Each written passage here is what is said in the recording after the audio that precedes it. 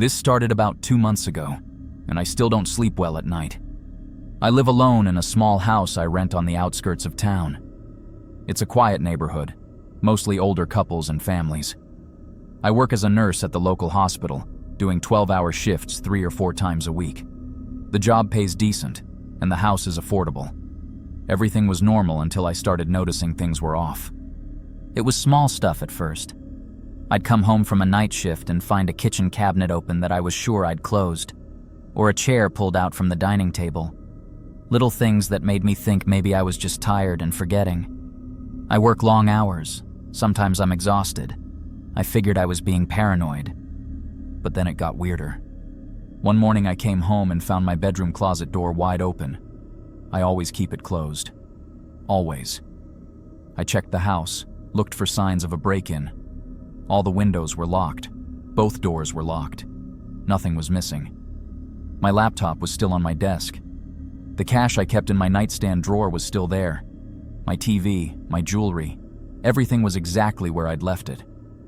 I called the police anyway. 2 officers came out, looked around, took a report. They said maybe I'd just forgotten to close the closet. People do that when they're rushing to work. They checked the locks and said everything looked secure.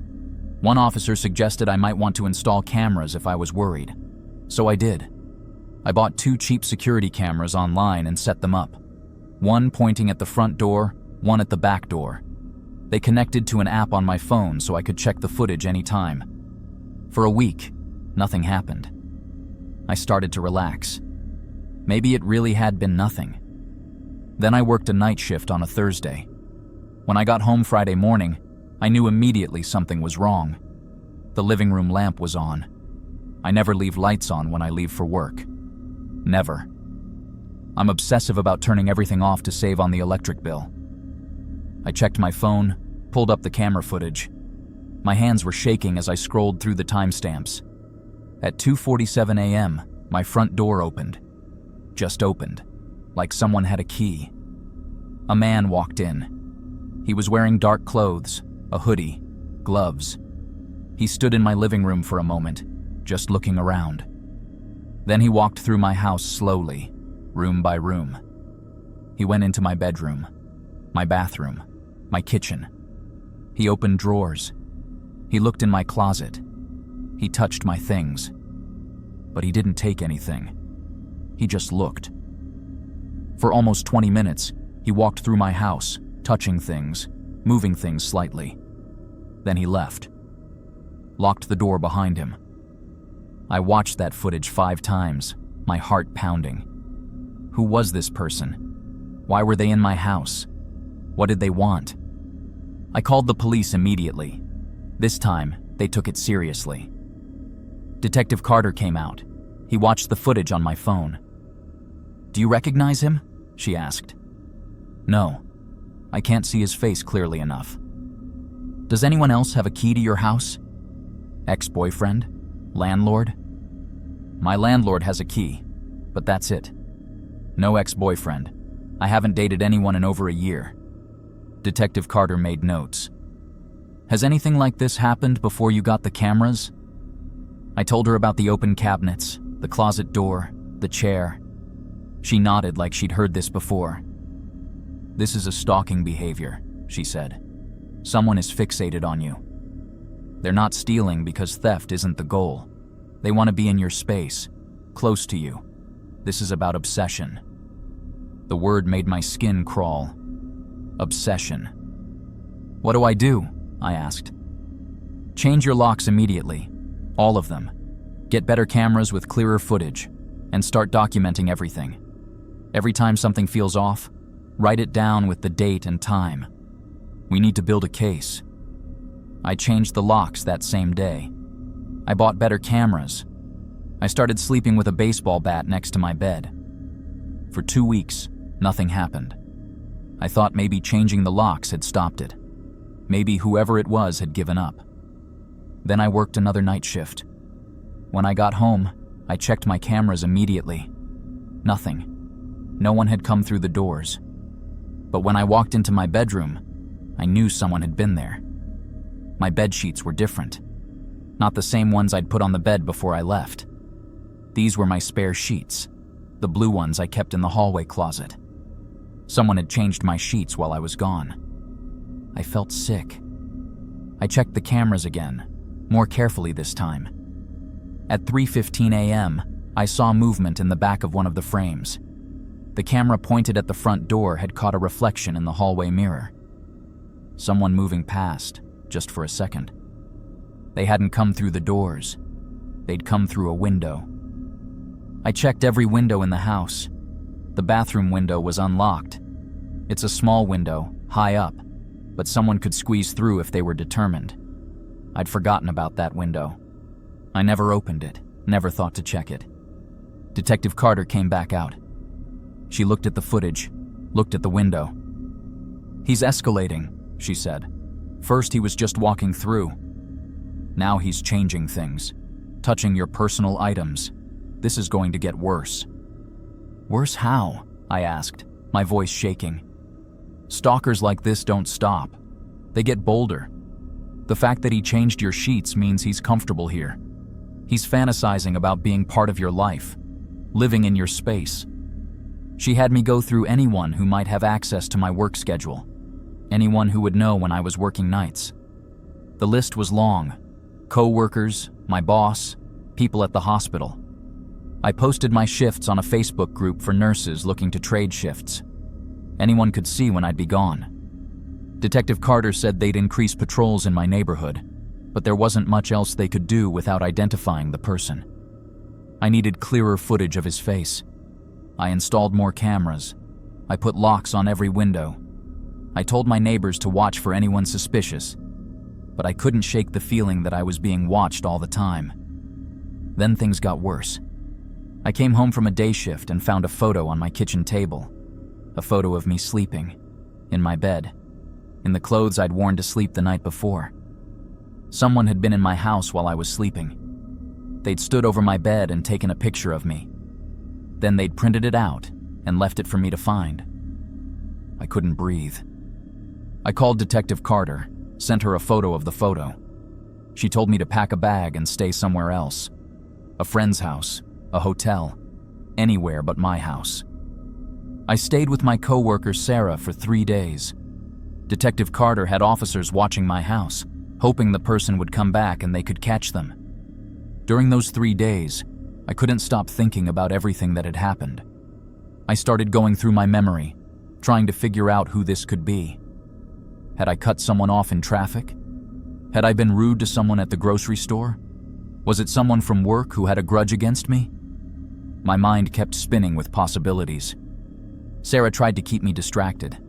We watched movies, ordered takeout, talked about anything except what was happening. But every time my phone buzzed with a notification from the camera app, my heart would jump. I'd check it immediately, expecting to see that man in my house again. On the second night, I couldn't sleep. I lay on Sarah's couch staring at the ceiling, thinking about that photo. Someone had stood over me while I was at my most vulnerable, completely unconscious, and took a picture. How many times had he done that before? How many nights had he been in my house while I slept, watching me, and I never knew? The thought made me want to throw up. I got up and checked all of Sarah's locks, made sure her windows were secure. She found me at 3 a.m. doing this and just hugged me. She didn't say anything, just held me while I cried. On the second night, the cameras caught him. He came through the back window again at 2 a.m. But this time, the camera got a clear shot of his face when he turned toward the lens. Detective Carter called me the next morning. "We know who it is," she said. "His name is Marcus Webb. Does that name mean anything to you?" I thought hard. Marcus Webb. I didn't know anyone by that name. No, I've never heard that name before. He's been arrested before for stalking. 3 years ago, different victim. He served 18 months and got out 8 months ago. We're bringing him in now. 2 hours later, Detective Carter called again. "We got him. He confessed to everything. Breaking into your house, taking the photo, all of it." "Why?" I asked. "Why me? I don't even know him." "You treated his mother. Detective Carter said. 6 months ago, she was in the hospital for pneumonia. You were her nurse for 2 nights. He came to visit her, saw you working. He became fixated on you after that. I tried to remember. 6 months ago, a pneumonia patient. I'd had dozens of patients since then. I couldn't remember specific faces, specific families, but apparently, he remembered me. Detective Carter explained more. He told us you were kind to his mother. You made her laugh. You held her hand when she was scared before a procedure. He said he fell in love with you that night. He started looking you up online, found your Facebook profile even though it was set to private. He found photos of you, learned your interests, your schedule. My Facebook. I barely used it anymore, but I had posted about my shifts in that nursing group. He must have seen those posts, known exactly when I'd be at work and when I'd be home. He started following you, Carter continued, to the grocery store, to the gym, to your friends' houses. He learned your routine. Then one day last month, your landlord hired a contractor to fix the fence in your backyard. Marcus showed up in a company shirt, pretended to be part of the crew. The landlord gave him a key to lock up when they were done. Marcus made a copy before returning it. I felt sick. It had been so calculated, so planned out. This wasn't some random break-in. He'd been stalking me for months before ever entering my house. What was he planning? I asked, afraid of the answer. Detective Carter hesitated. When we arrested him, we found a notebook in his car. He'd been writing about you, about a future where you two were together. He thought if he spent enough time in your house, learned everything about you, he could find the perfect moment to introduce himself, and you'd realize you were meant to be together. He's been following you since then, Detective Carter continued. He found out where you live. He made copies of your house key when your landlord was doing repairs last month. He posed as a contractor's assistant. That's how he got in the first few times. When you changed the locks, he started using the window. What happens now? I asked. He's being charged with stalking, breaking and entering, and trespassing. With his prior conviction, he's looking at serious prison time. He won't be bothering you again. But I needed to know more. I asked Detective Carter if I could see the notebook. She said it was evidence, but she could tell me what was in it. The details were disturbing. Marcus had written pages and pages about me. What I wore to work, what time I came home, what groceries I bought. He knew my favorite coffee shop, my favorite walking trail, the names of my friends. He'd documented everything like he was studying me. He'd also written about the times he'd been in my house. He described the smell of my shampoo, the books on my nightstand, the photos on my fridge.